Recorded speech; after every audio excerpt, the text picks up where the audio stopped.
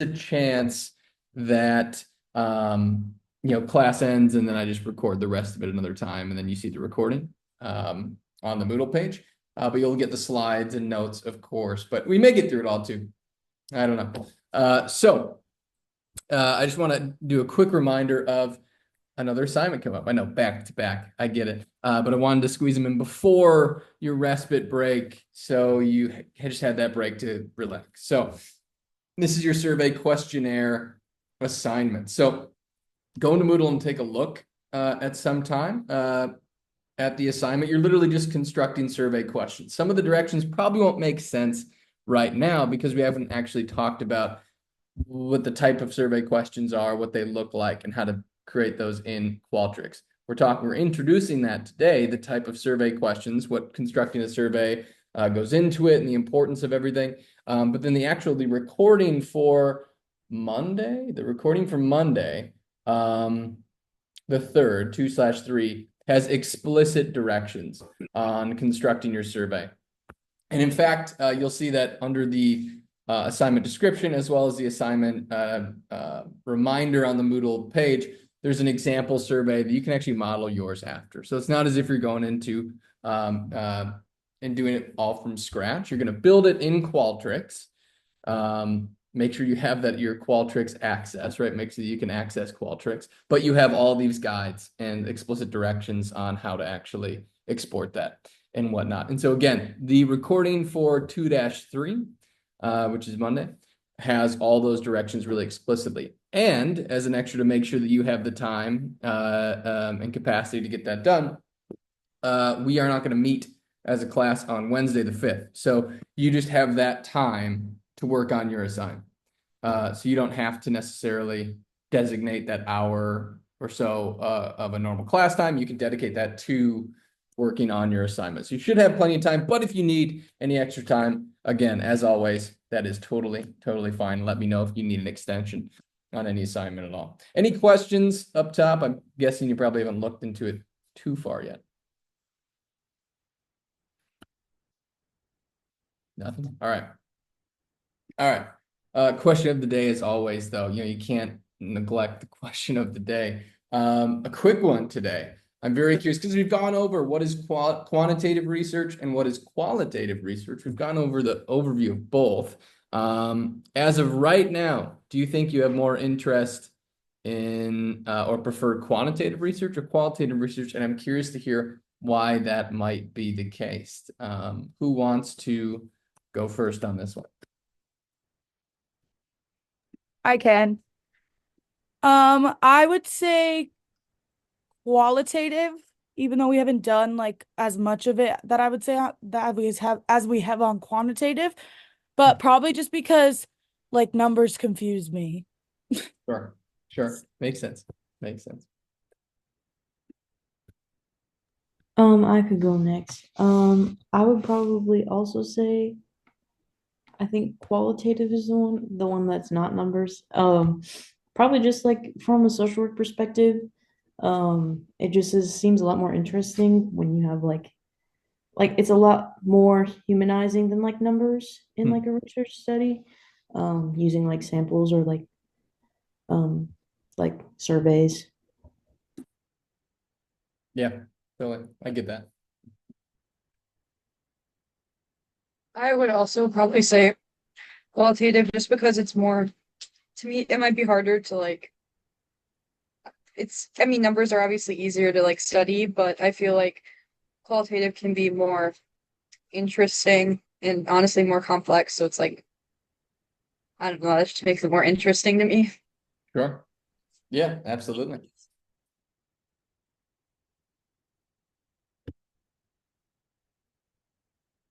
Well, let's go next.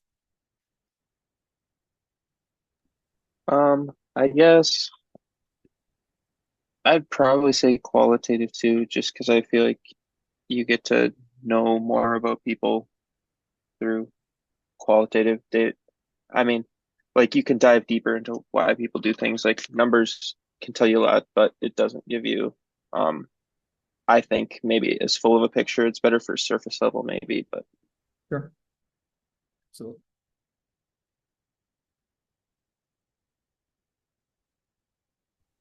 I feel like I would agree with everyone else. Qualitative is more interesting to me just because you can get like people's opinions and actually hear what they want to like tell you and kind of get their preference and like personal views on things. So, yeah.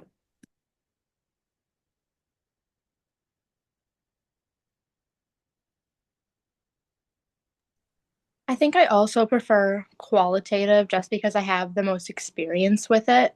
Um, but I'm definitely interested in learning more about quantitative during this process. Me personally, I feel as though quantitative is what I prefer more, what I'm more interested in, because from a researcher's perspective, it feels a lot not safer, but it feels like the better choice. As in, numbers don't lie, but everyone else can lie.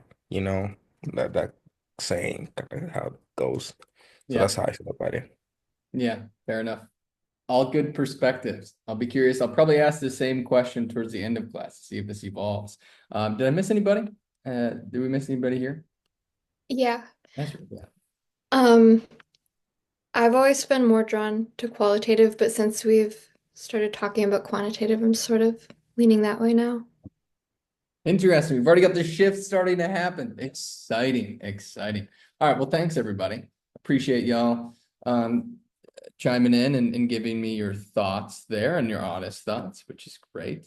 Now today we are going to dive into just the start of talking about survey questions. Now, as a reminder though, we are not going to meet after Monday for a little while because you have the student respite days, the 6th through the 9th, and then an asynchronous day on Wednesday, the 5th. So again, use that Wednesday time to work on your class, ask me questions, anything like that. So SPSS, anyone having any issues with SPSS? I have to put the reminder in there. Anyone have any issues thus far?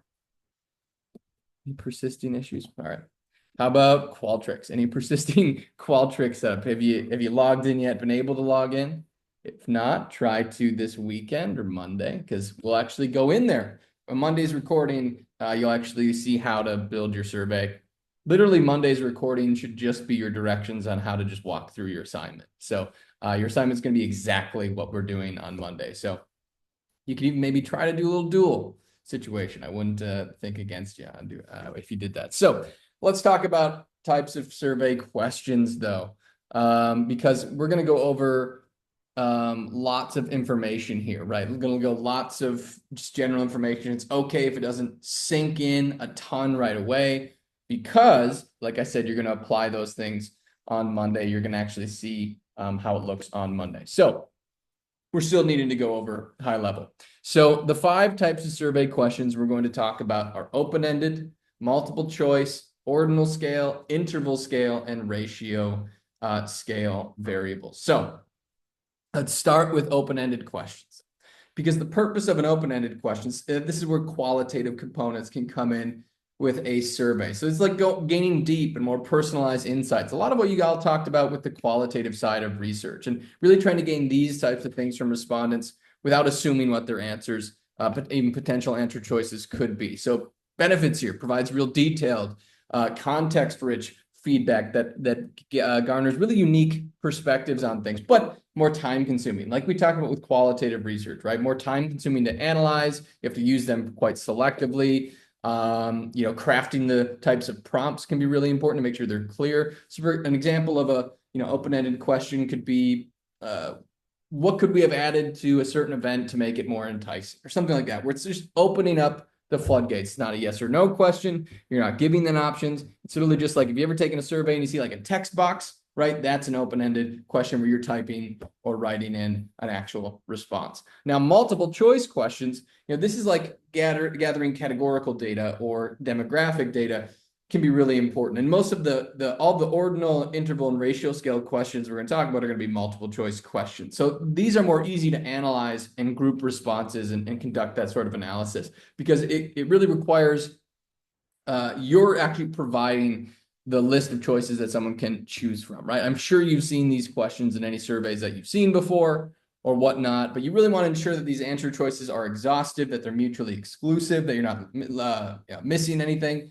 So it's like if in a survey you constructed a demographic question, you wanted to ask somebody's marital status. And so the type of options you would give would be a multiple choice component of single, married, divorced, separated, widowed, whatever that might be, the types of marital statuses that are available demographically. You're going to give people the options to choose from. You're not letting them write in their own answer choice.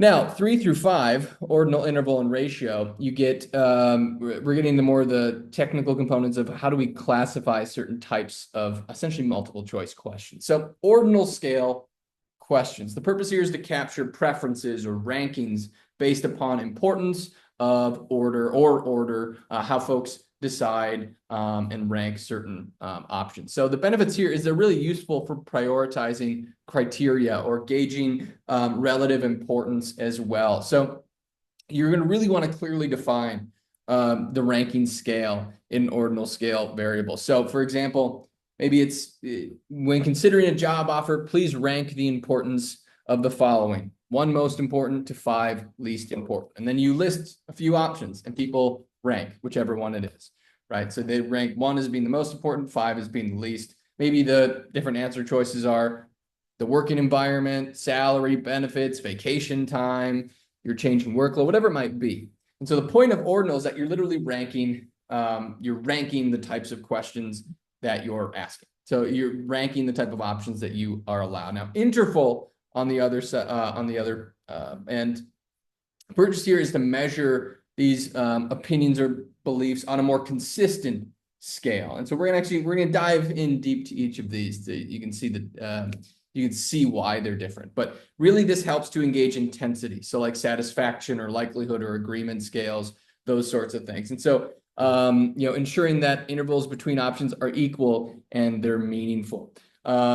Ratio scale questions, here's you're collecting more quantitative data, but the key point here is that it has a true 0. So numerical data like an age bracket or income or time, for example, or temperature, these things have a true 0. Now, a likelihood scale, right? If you're like, how likely or unlikely are you to engage in this specific behavior? Well, that doesn't have a true 0, but options like how many hours a day do you spend at a computer? 0, 1, 2, 3, 4, 5. Those ones have a true 0 point. So again, we'll get into actually the specifics and what this looks like here, because open-ended versus closed-ended questions. So these are really the 2 main forms of survey questions. And many surveys use a combination of both, typically leaning more on the close-ended questions, in which a few extra open-ended to add that more rich qualitative data. But you can see, and you often see both. So like I mentioned, close-ended questions give the respondent a predetermined set of answers to choose from. And close-ended questions can include a binary option, whether you agree or disagree, a yes-no options, or a scale like a Likert scale. A Likert scale questions when we have a list of ranging options from, for example, strongly agree to strongly disagree. Maybe you've seen that type of survey question too. A list of options with a single answer possible as well, so like age categories, or even a list of options with multiple answers possible, like what you can select multiple boxes. So check off every hobby that you engage in. Maybe it's watching movies or reading books or meditation or going to sporting events. You can select multiple choices there. So you can have both of those, whereas close-ended questions are really best for that quantitative research. So this quantitative component, close-ended questions are key because they provide you with more numerical data that can actually be statistically analyzed. Instead of, open-ended questions, on the other hand, respondents are actually choosing their own words, right? So you can't statistically analyze that. We'll actually get into coding a survey and what that is and what that means and how that relates to statistically analyzing your survey data. So open-ended questions really are more common in interviews and other qualitative data because you can also use them in questionnaires and surveys as well. And they're often useful as follow-up questions to ask more detailed explanations of responses to the closed-ended questions. So again, you can maybe ask some closed-ended questions about, do you agree or disagree with the following statements? And then your open-ended question could be asking the folks to explain why they chose those answers and to provide a little bit more contextual data. And you can use both types in your survey.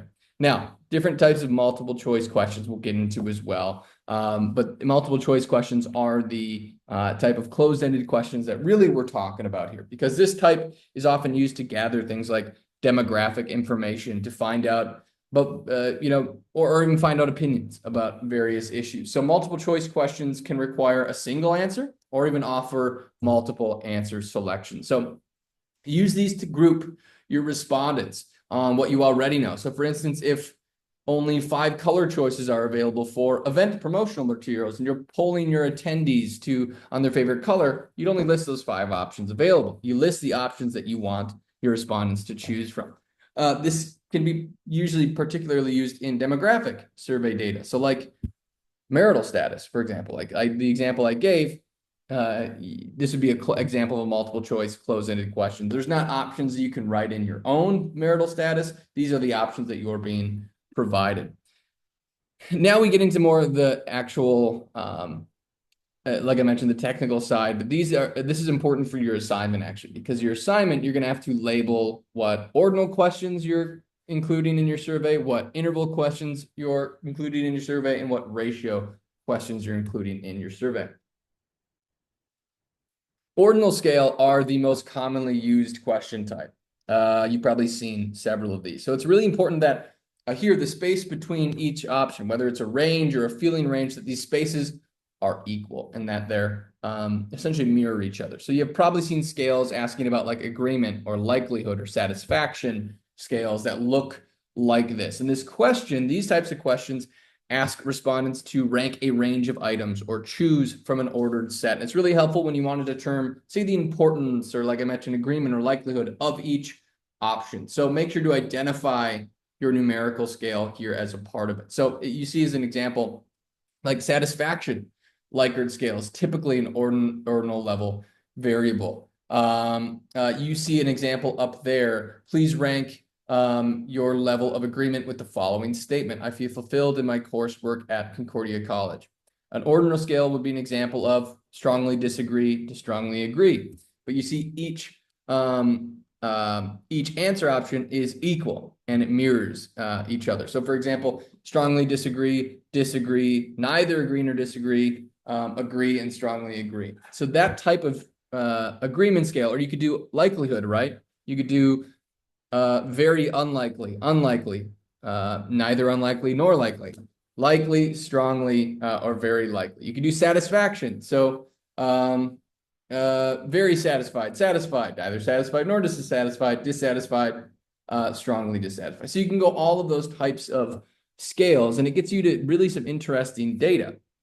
Because if I'm asking your opinions about dining services at Concordia and I asked you to agree or disagree with certain statements like, the pizza selections at dining services are really, really strong. Goodness, I don't know. The holiday meals are my favorite parts of dining services. We can get agreement scales. More people are agreeing with this versus another option, or what level of agreement there actually is. So these are really powerful types of survey questions that we use quite often. Now, interval scale questions. The difference here between each option is that there represents a specific amount of change. So like numerical change, like degree intervals. You see up there, like what is the temperature in your home right now? And so you see those degree intervals are equal. So 50 to 59, 60 to 69, 70 to 79, there's about 10 degree differences there in each interval. And then you can have cappers on each end though as well. It's like less than 50 or 80 or higher, but you have those fairly equal levels of intervals. But the key distinction here between interval and ratio scales, we'll get into in a second, is that there's no true zero. There's not a zero option here, right? There's not a 0 degrees option. So that's what makes it interval levels. And so other examples could be time of day, right? There's not a 0 in time of day, but the intervals in time are equal, right? So it could be 5 minutes, 10 minutes, 2 hours, but there isn't a 0 in time. IQ scores as well. There's not a 0 IQ score. There's no true 0. but there is equal length between the numerical options. So that's an example of interval. Ratio, though, here all you need to really know is that it has a true zero option here. So questions about income, age, hours spent on something, distance traveled. These are examples of ratio level questions. So there is a true 0 point in the answer option. So for example, how many hours a day do you spend on a computer? 0 to 2, 2 to 4, 4 to 6, more than 6. So you can see that there is an actual true 0 point in the data. So just as a quick overview of the interval, ordinal, ratio differences. So ordinal, again, think about ranking items or choosing from a more ordered set. That's what we mean by ordinal. Think of ordered or ranking. And there is a meaningful order, but the intervals really are not necessarily equal in ordinal scale. So like ranking the importance or satisfaction or agreement with something. Interval levels. Responses are measured on a scale with equal intervals. Here, the intervals are actually numerically equal, but there is no true 0 between them. So on a scale of 1 to 10, how satisfied are you with our service? Well, there's no 0. It's 1 to 10. That's what makes it interval. Ratio, responses are on that scale with a true 0, like temperature, for example. Allows for calculating differences here a little bit better. How much, how many hours a day, like it says there, do you spend on a computer? So selecting the correct question type is really an essential part to any survey design. You're going to really want to carefully consider and know these things as you're choosing the questions, because in your survey assignment, you'll see there's actually an actual survey you can look at. You can export. I've included it on the Moodle page with the assignment. You can actually export an example survey that I've given you where I've labeled what questions are which. And you're going to, in your assignment, you're going to construct a few ordinal questions, you're going to construct a few interval questions, and you're going to construct a few ratio questions. You're also going to have a multiple selection option. You're going to have an open-ended questions, but that's essentially the gist. So you're actually going to make these types of questions on a topic of your choosing.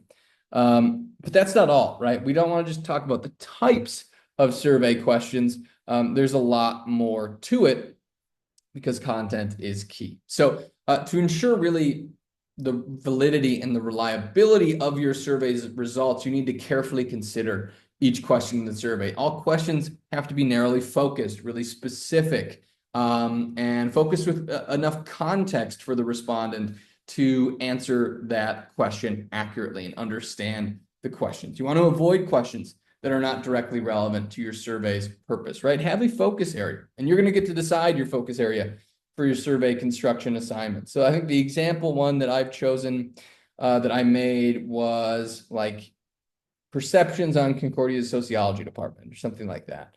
But you can choose whatever topic you want. So maybe you want to look at hypothetically students' perceptions on Hallett Hall. I don't know, students' perceptions with the business department. I don't know, whatever it might be. You can think broader too. You don't have to do something just like Concordia related. But whatever you do choose, you have to make sure that you're wording the questions and the content have to be really focused on what your topic is. So just as a reminder question, I mentioned reliability and validity. Can anyone remember the difference between those two? What is validity? What is reliability? Anyone have a guess?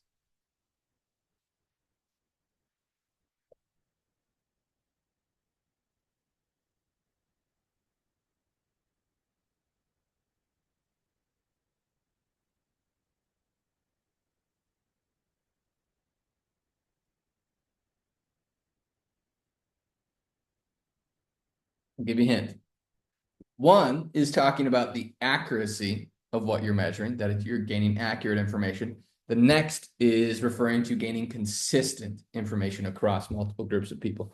Can you remember which one is which? Reliability is the consistency one.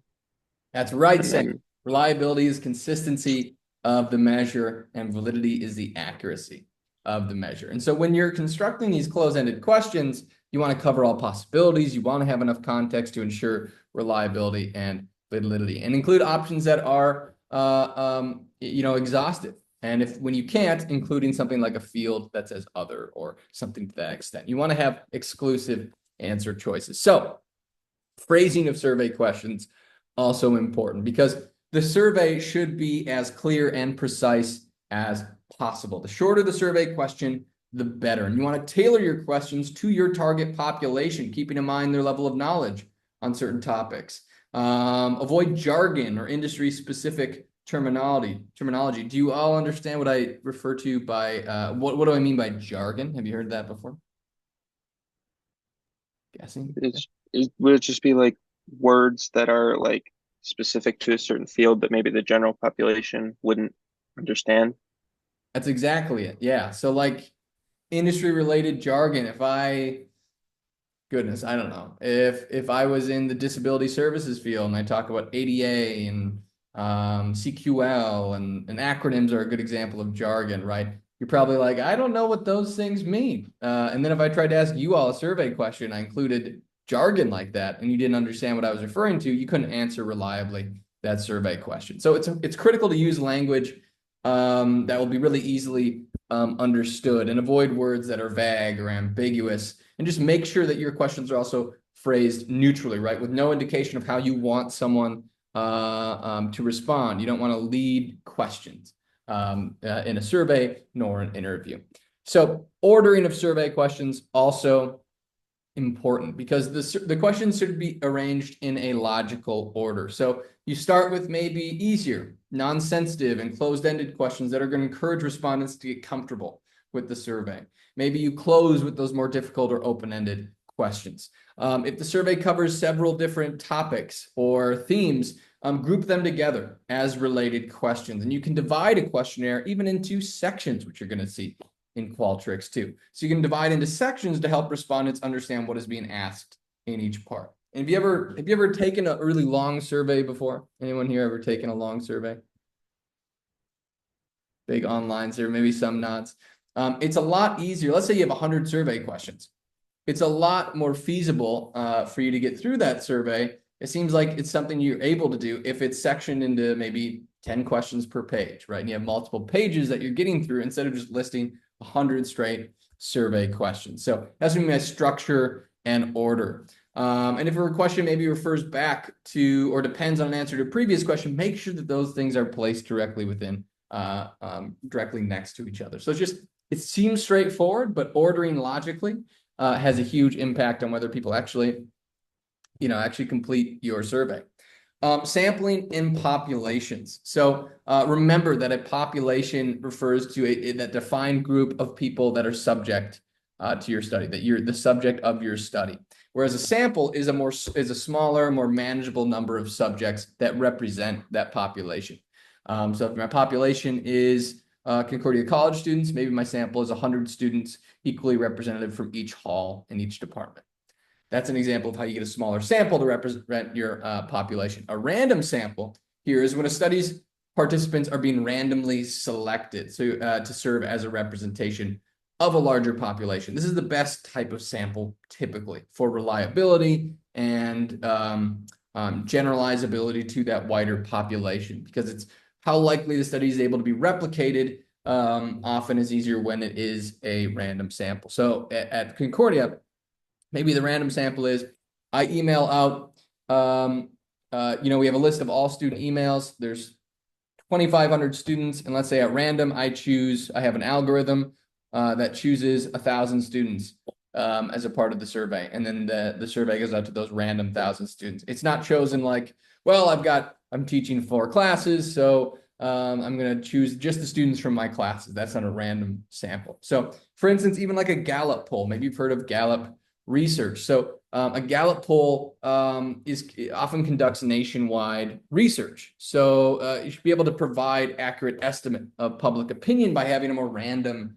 sample, right? You don't want polls, for instance, that are just focused on one element of the population. That could get very skewed. So we also are going to talk about sampling and selection biases because that's a key issue as well. So survey error. There's several different kinds of survey error. Let's start with sampling error. So sampling error is a natural effect of using a sample to study a larger population, right? Like, let's say if my population is just, I want to study this class, it's easy to get that full population because there's 12 or 13 people in this class.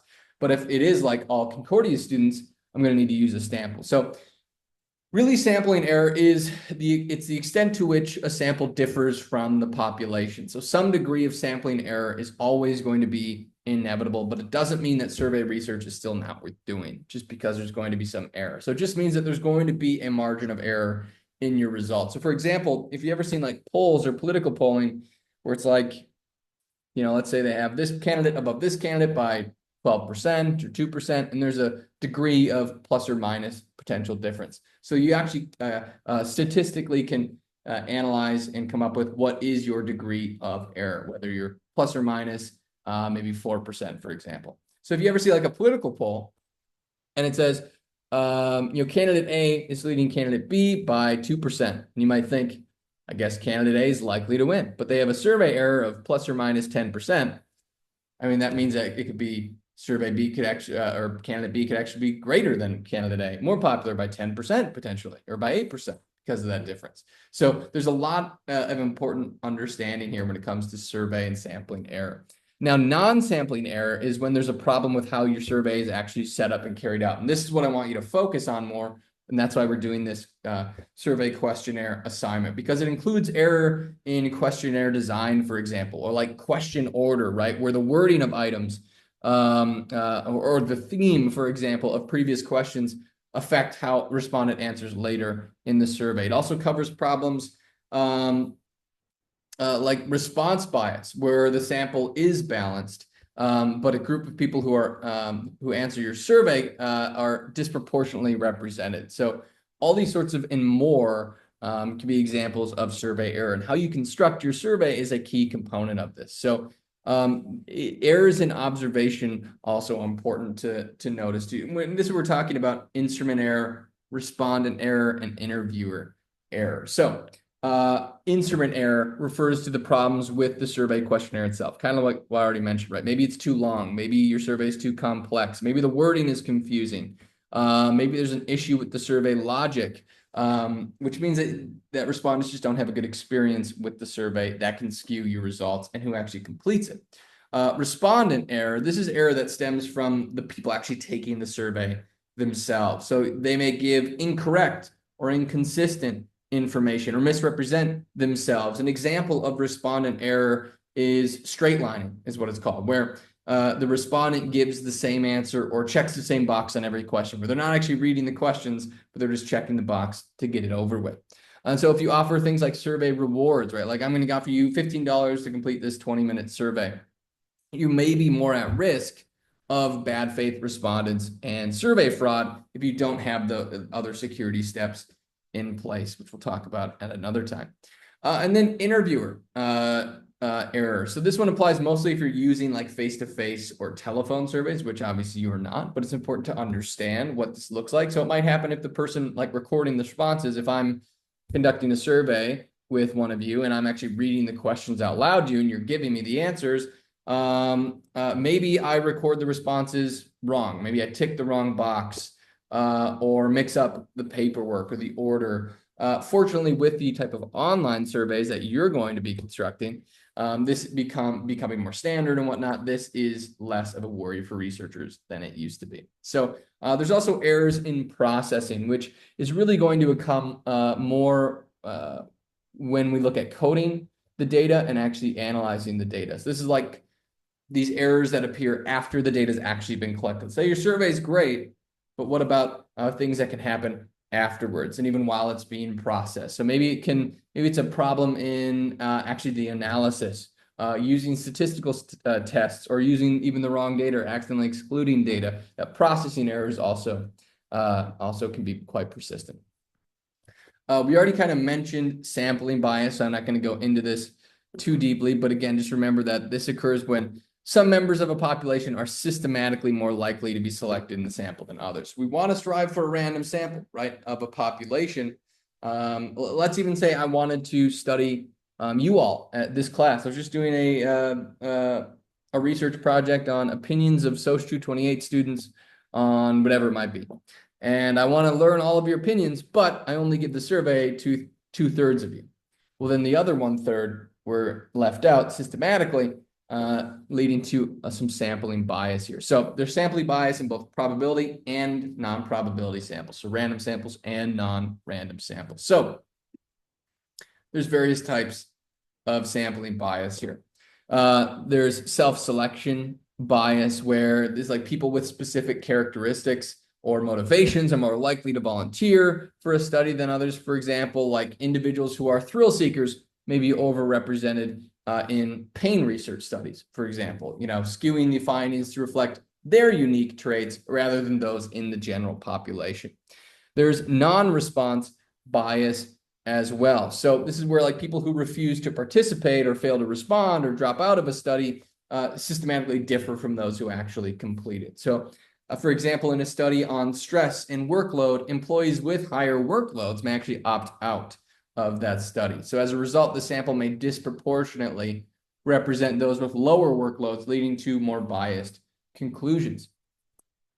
Undercoverage bias. So this is where certain groups within a population are inadequately represented in the sample. So general national surveys conducted online may exclude groups with like limited internet access, right? If you don't have internet access, how are you going to do an online survey? Think of like elderly individuals or lower income households, leading to underrepresentation in those populations.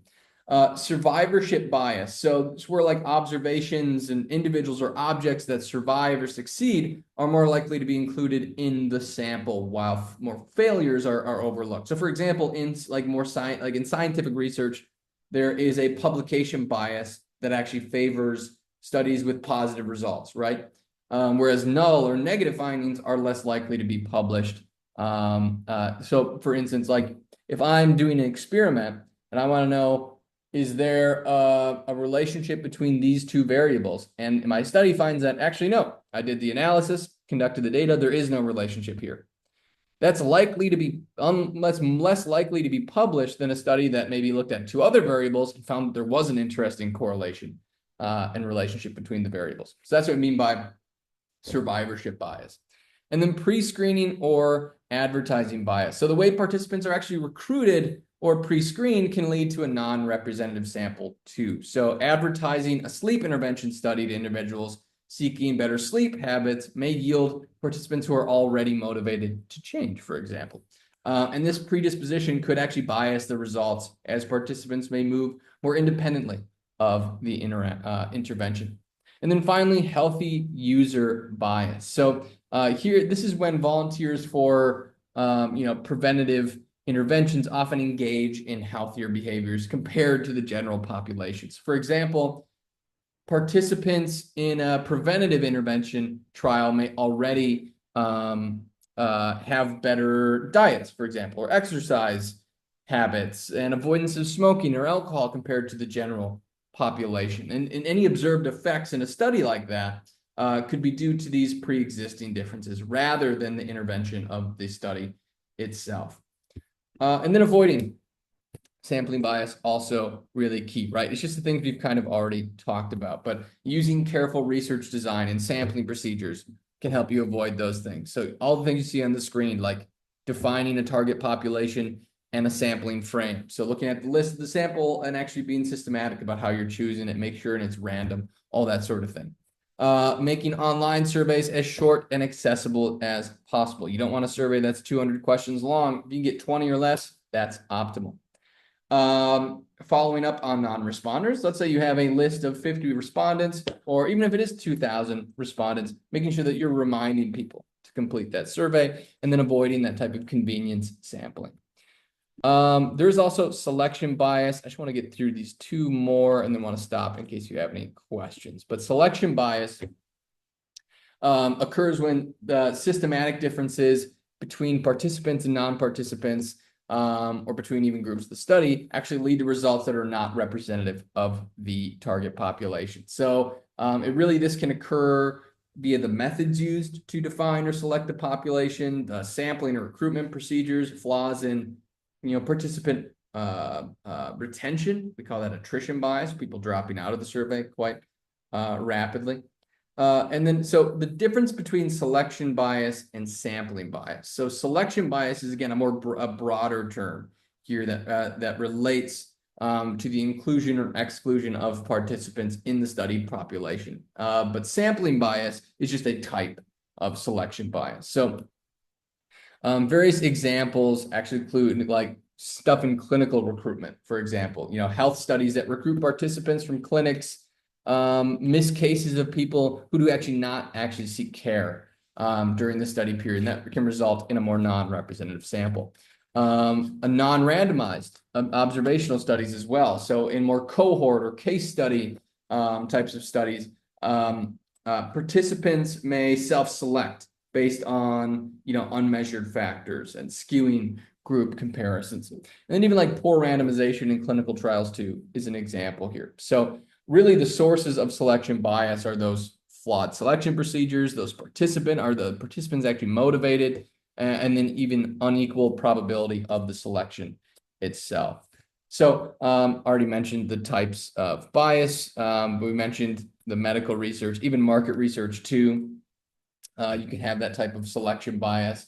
You want to get the general population's opinions on a specific type of product, but maybe you're sampling people that are already more that have purchased that product before, or who are already more likely to purchase that product. Another example of sampling bias or selection bias. And how to avoid selection bias, really it's minimized through very careful planning and execution during the recruitment and retention of participants. So strategies vary depending on the type of studies. Let's, for example, 3 studies here. So observational studies.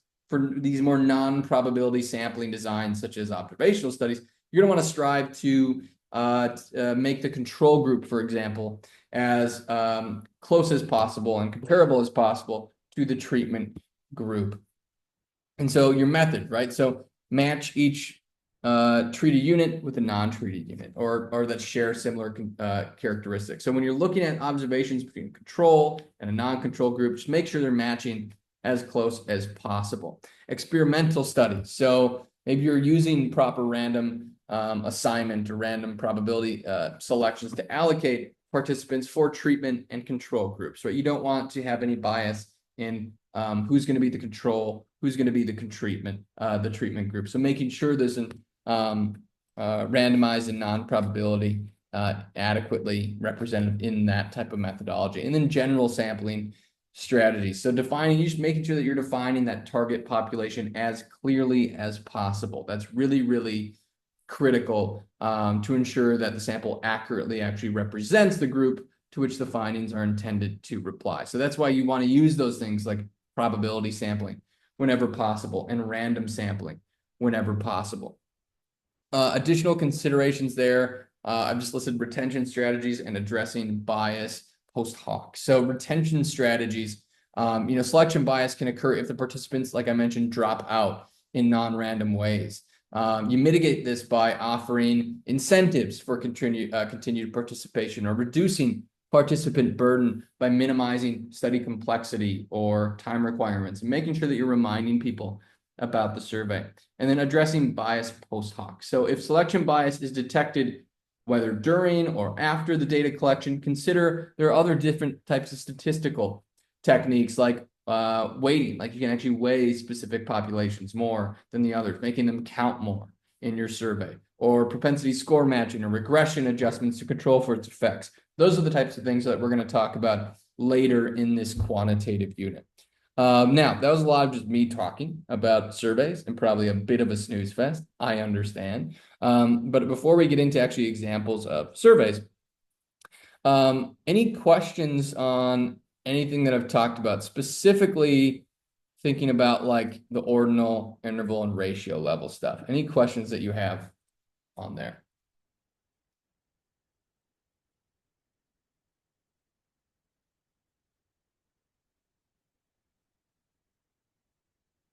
Feeling okay about the difference? Ordinal, interval, ratio? That's really the main thing. I have to cover the bias part because it's important, but really what I want you to understand is ordinal, interval, and ratio questions. Just because you're going to do that for your assignment. You sure? No questions at all? All right. All right. That's fine. That's fine. You can interrupt me at any point if you'd like. Examples of surveys. So I included links to readings here. One was just NORC at the University of Chicago talking about the General Social Survey. Another reading was about the United States Census. So I think it was just like the Census Bureau at a glance. Did y'all get a chance? If you did, hopefully you got a chance to check those readings out. Well, all I want you to do is to look into those. And as we have been talking about things like methods and target populations and sampling and those sorts of things, I want you to be able to go in there and to try to think about what, their population and sample would be, right? So to identify how they identified their target population, how they went about sampling. So thinking about the U.S. Census Bureau, may not even have to read this to guess, but how does the U.S. Census Bureau go about sampling? First, what is the U.S. Census Bureau's population? Can anybody guess? The U.S. population. Right, exactly, right? They're going after your entire U.S. population. Any guesses of how they go about sampling? What sort of the type of sampling methodologies that we've talked about? What type of sampling do you think they use to assess their target population?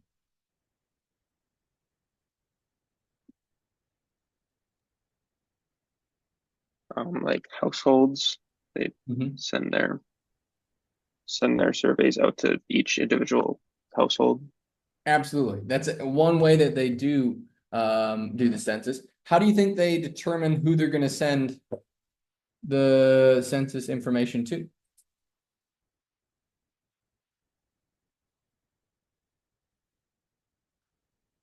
Think they use probability or non-probability sampling?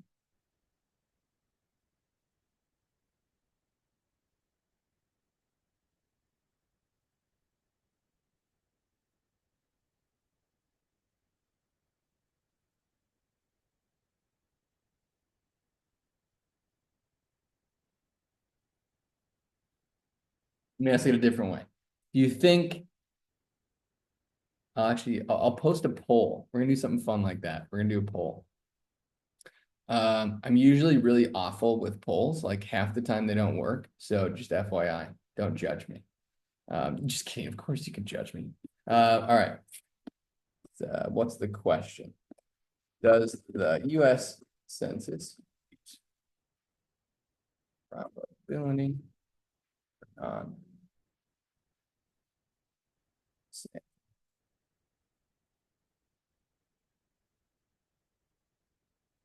might have spelled some of this wrong. I can't really see my screen right now. If there's any typos, I do apologize. All right.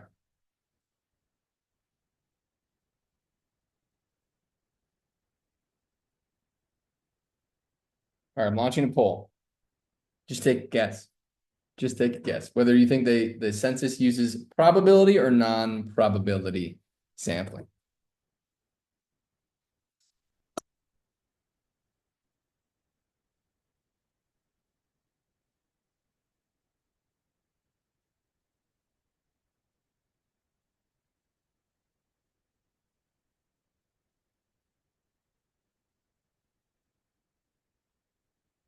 All right. Got some answers in. It's looking like about 50-50. 57% said probability sampling. 43% said non-probability sampling. So there, I'll even share the results. You can see it. So the U.S. Census uses probability sampling.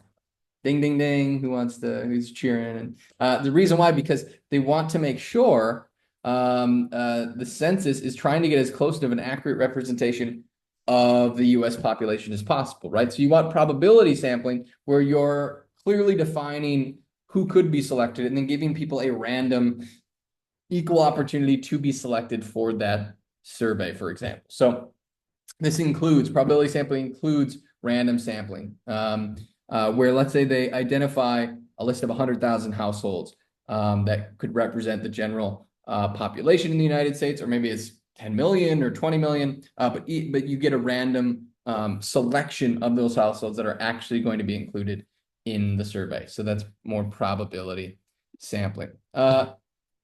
Validation. So validating a survey refers to the process of actually assessing the survey questions for their dependability. Are they reliable survey questions? Are they good survey questions? Because there are multiple tough to control factors that can really influence the dependability of a question, validating a survey is not quick, nor is it an easy task. And so there's various steps in survey validation. Just as an example of where this is being done, the Social Research Lab, which will look at readings actually by this Social Research Lab. I used to work there. We do survey validations all the time. And it's really interesting, the process of survey validation. Even this Religious Lives of Young People, it's a new survey coming out from Concordia. We're using survey validation for it. So be on the lookout for testing that survey perhaps in the coming months. Fun fact. So there's various steps in survey validation as well. So survey validation, like I mentioned, is the process of ensuring that the survey accurately measures what you're intending to measure. So it involves checking for reliability, accuracy, and relevance of the survey instrument itself to minimize errors and biases. So there's various steps of, there's actually different types of survey validity. There's what's going into survey validity. So there's content validity.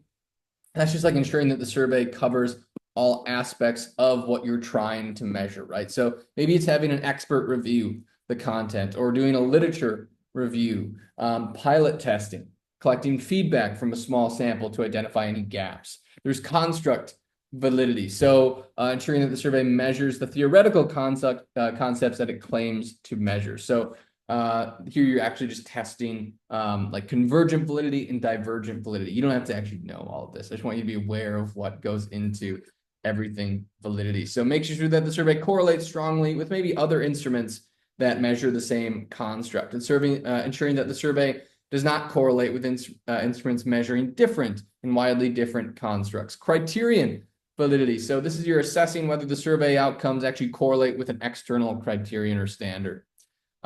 Face validity. So this is where you're examining whether the survey actually appears to measure what it intends to based upon a more superficial review. So have potential respondents and experts review the survey for clarity and relevance. Adjust wording where, or format based upon that type of feedback. Reliability testing. So this is a big one. So this is where you're ensuring that the survey produces consistent results over time and across respondents. We would do this all the time. So there's types of tests where it's like test retest. So you administer the survey to the same group, but at 2 different times to check for consistency. Or it's internal consistent using different statistical measures, which we'll talk about at another time, to actually evaluate that type of reliability. And then there's also, say if subjective judgments are involved, ensuring that different raters, different researchers apply the same sort of scores.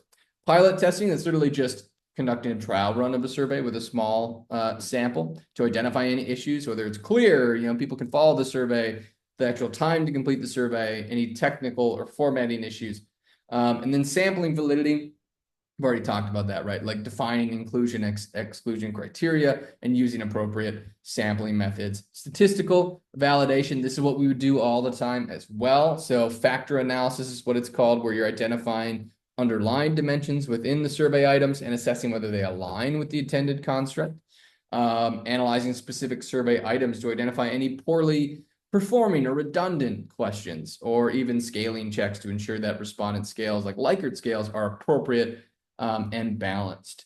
Usability and accessibility testing, just making sure that the survey is user-friendly and accessible to all participants. And then finally, ongoing validation. So surveys may require periodic validation or context or for things like population changes. For example, just reevaluating the survey after the data is actually collected and doing all of these tests. So this is just a very high level, just try to go through it quickly. You'll see in the notes of all the different ways that we can validate a survey. And so the surveys that you're going to construct, you're not going to validate your survey. Don't get me wrong. I'm not going to make you all try to do that. But it's really important to do that. It's really important to make sure that you understand that the surveys that you're taking, has it been validated or not, and to be able to assess that. So coding a survey is also important. So last things to go over, because this we're actually on Monday, you'll actually see how to do this, how to code the survey, and how that relates to what you're going to do, statistically analyze surveys as well. So survey coding is the process of assigning numerical codes or categorical values to responses from survey questions for the data, and that allows you to statistically analyze it. So coding allows us to organize and analyze survey data using our statistical tools. So all the stuff we're going to do, like our descriptives and our crosstabs and correlational analyses with SPSS, would be useless if we didn't have first coding in the survey. So there's various steps. Like first, you're preparing it, right? Reviewing the questions and identifying the type of data, whether it's nominal, ordinal, interval, ratio, that sort of stuff. You're going to clean the data by maybe removing incompletes or invalid responses or duplicates. Now you have to assign codes to responses. So this is going to make sense when you see this being done on Monday's recording. But for example, let's say you're asking a demographic question, and it's gender, male, female, non-binary, transgender male, transgender female. You're going to statistically code those responses, 1, 2, 3, 4, 5, for example. So when you run a statistical analysis, well, how many ones appeared? Well, ones, maybe 20 out of the 50. That means 20 out of the 50 were males if you assign 1 to a male. So that's how the actual analysis procedures work. In those other close-ended questions, like Likert scales, maybe it's strongly disagree to strongly agree. So strongly disagree is a 1, disagree is a 2, neutral is a 3, agree is a 4, and strongly agree is a 5. Well, that's important for a couple different reasons. One, doing the same thing, we can see the how many people responded agree or disagree, but also then you could run a mean score. So you get an average, right? So let's say you had 10 agreement scale questions asking your agreement to, satisfaction levels or agreement levels to various things. You can actually do mean scores. So the higher the mean score, the more general agreement with those areas, closer to a 5, for example. And you can see what do students or what do respondents agree with more or are satisfied more or define importance more to certain variables and certain items that you're asking about versus others. So that's why coding is so critical. You're going to actually do exactly what I just described. So if you're hearing that and you're confused, you won't be in like 4 weeks. I promise that. So you're going to actually learn how to do those analyses. And then creating a code book, inputting data into a software. So we'll talk more about what code books actually are and what they look like at another time. So I'm not going to dive too into that, but a code book is just a reference document that lists questions, response options, describes what the data actually means. So surveys, preambles, and closing statements. All this means is that when you construct a survey, and what you'll see in the example survey and the survey you build is that you're going to have both. You're going to have a preamble, which is an introductory text at the beginning of the survey that really provides participants with context and instructions, and then closing statements, which is just the text at the end of a survey, and that thanks respondents for their experience and taking the survey, and just wraps up their entire experience when they're finished. And so why is this important? So preambles really set the tone for the survey, maybe build trust with participants. They explain the purpose and the importance and the confidentiality of the survey. They provide clear instructions for how to complete the survey. So for example, maybe it's, thank you for participating in our study on workplace satisfaction. This survey will take about 10 minutes. Your responses are anonymous and will be used to improve employee experiences. That's an example of something you'd include in a preamble. It gives respondents of why am I actually taking the survey? What am I going to be answering questions about? Oh, I trust that it's anonymous. Okay, let's go for it. Oftentimes preambles will ask people if they want to continue or whether they don't want to continue to. And then closing statements. This is you're just like, again, showing appreciation for participants' time and effort. And then you're reinforcing the confidentiality, providing next steps. Thank you for completing our survey. Your feedback is really valuable to us. If you have any questions, feel free to contact us at yada, yada, yada. Maybe it's your email and phone number, for example, if they have questions. So really the key tips for effective preambles and closings, which you'll construct: be concise, use plain language, highlight that confidentiality piece, add your contact information, and then make sure you're positive as well. So really the last thing, instructions for participants. I'm actually gonna let you review this in the notes because we've talked a lot about this, but this just gives you how to actually provide instructions throughout a survey, because really I just want to remind you about that assignment again. Take a look in Moodle or the syllabus. I recommend Moodle because you can actually then download the Word document, the example survey that I've created for you, and you can review that as you're looking through the assignment. Just remember that in your assignment, not to use the same topic that I provided for you.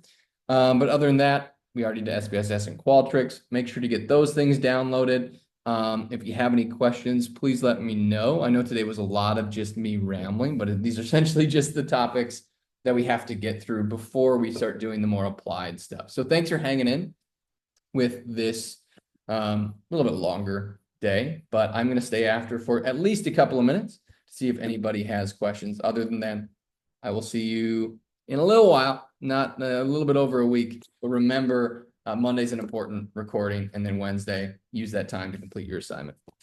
All right, everybody. Appreciate it. Have a good weekend.